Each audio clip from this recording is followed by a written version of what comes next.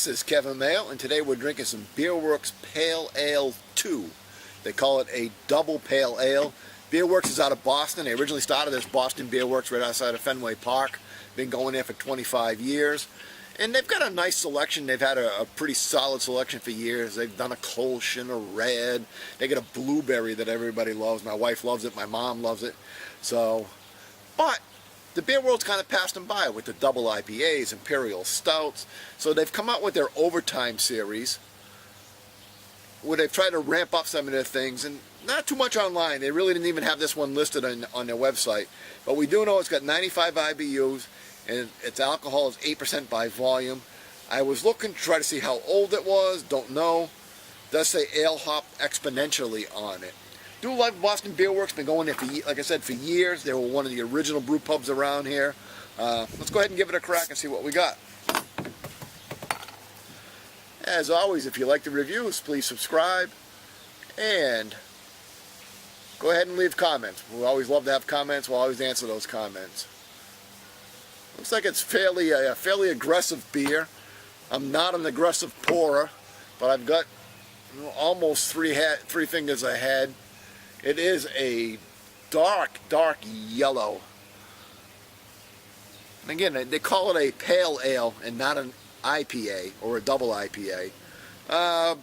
Just slightly off-white head on it. Fairly large bubbles. They're dissipating fairly fast. We'll add a little more beer to it. It is a little hazy. Don't know if it's unfiltered or if we just got a chill haze going. A little bit of carbonation, not an over amount of carbonation. Let's go ahead and do the aroma. Oh, this is a lovely smelling beer. You got, I mean, just like juicy pineapple, mango. Hint of pine. A little bit of orange. A little bit of malt. Oh, there's that mango pineapple again. Just lovely smelling beer. Let's give it a taste.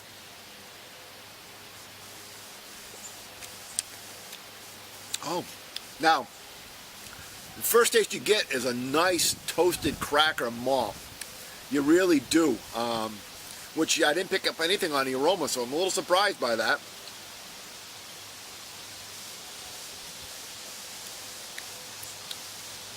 And then there's a nice hint of grapefruit in there.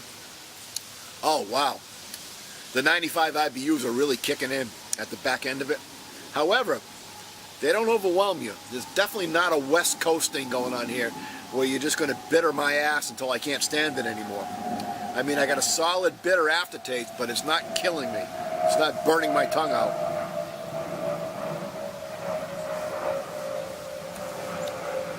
So a little bready malt, grapefruit, pine, getting a nice resin on it. It does finish dry.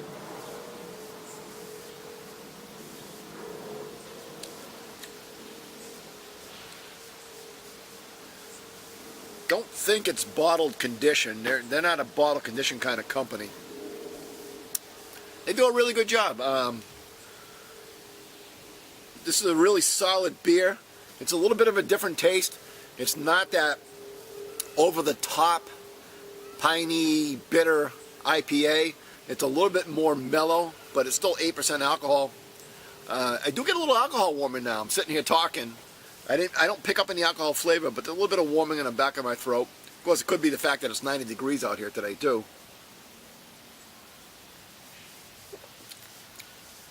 Solid beer. It's not a world beater. I'm not going to go and throw out my heady topper and drink this, but this is a real solid beer. I'm going to call it an 85 out of 100. So I'm going to say it's a B beer. I might be underrating it just a shade, but solid beer, very drinkable. I did actually have to admit I have had it once before on tap. Thought it was a little better on tap. That was 3-4 months ago, so could be just a hazy, drunken memory from the last time I tried it. But anyway, an 85 solid B beer, drinkable, not sessionable. It's 8%. You got to be careful with it. But if you can find it, try it. I think you'll like it. Till next time, keep drinking.